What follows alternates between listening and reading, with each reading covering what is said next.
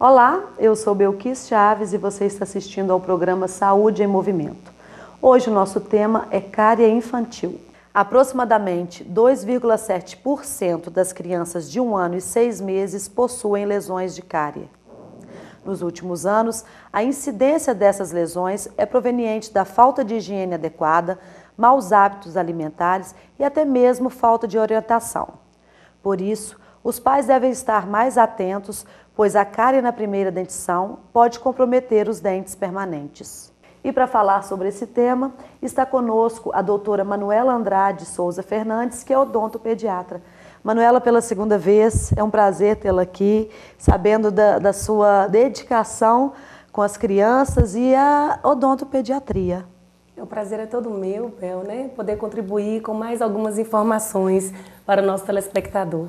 E esse tema é muito importante porque em casa quem tem criança tem que observar, porque a cárie é um problema, né, muito sério.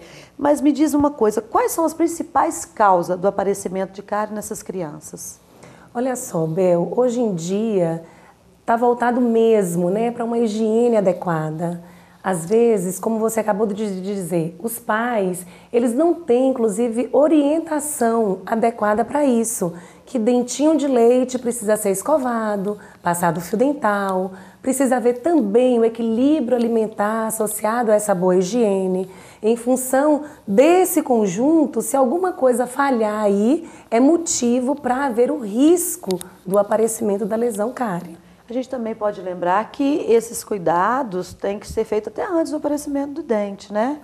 O aparecimento do dente, ainda quando bebê, é a necessidade de começar a higiene. A partir do momento que não tem dente, só a gengivinha lá no bebê, não tem necessidade de higienizar. A não ser que o bebê mame muito, né, se for um aleitamento materno, mame muito no peito da mãe, regurgite aquele pouquinho de leite que fica escorrendo no cantinho da boca, e aí sim faz a higiene. Mas na gengiva não há necessidade. Sim. Surgiram os primeiros dentinhos, normalmente são esses dois embaixo, inferiores, aí sim começa a usar uma escova adequada, que seja de acordo com a faixa etária daquele bebê, a orientação adequada vinda pelo profissional, porque nessa época ainda não se usa um creme dental, precisa haver uma avaliação daqueles dentinhos, da estrutura do esmalte daquele dente, então precisa nesse momento já começar um acompanhamento odontológico. Então, de qualquer forma, a higienização, mesmo com a criança ainda sem dente,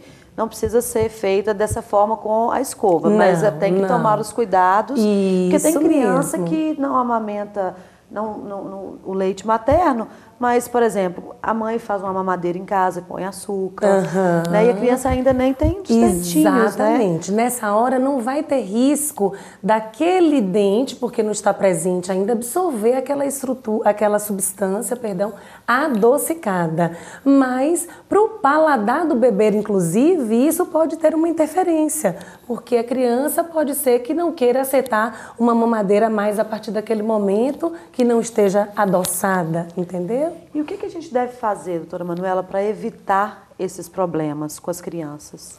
A partir do primeiro momento, Bel, surgiram os primeiros dentinhos, vamos higienizar, né? Comprar uma escovinha de acordo com aquela faixa etária, passar nos dentinhos, procurar inclusive mesmo especialista para ter a orientação correta, né? Como eu acabei de falar, que ainda não se deve usar um creme dental, então aí usar uma escovinha e colocar apenas um pouquinho de água filtrada para poder estar higienizando após as mamadas, após as principais refeições. Através do pediatra, o próprio médico, seguir a alimentação equilibrada, né? Sem estar adicionando mesmo os açúcares, como você acabou de fazer. Então, são modos de saúde adequado, digamos assim, e preventivo para não haver esse risco de lesão cárie. E qual é o número de escovações para uma criança? É a mesma de um adulto? Na verdade, Bel, o mínimo são 3 vezes ao dia, né? Após as principais refeições. Mas eu costumo dizer que o melhor, o ideal, seja ao acordar, depois da primeira refeição, café da manhã ou a primeira mamada, após o almoço, após a janta e antes de dormir. Então, 5 escovações por dia seria ideal, digamos assim. Existem aquelas condições do lanchinho da tarde, na escola. É isso que eu ia falar, que aqueles lanchinhos às vezes fora de hora, um doce, uma bala. Então, se houver oportunidade, tá com a escovinha na mochila, tá com a escovinha na bolsa da mãe, o que seja, também faz a higiene após essa alimentaçãozinha ali fora do horário normal.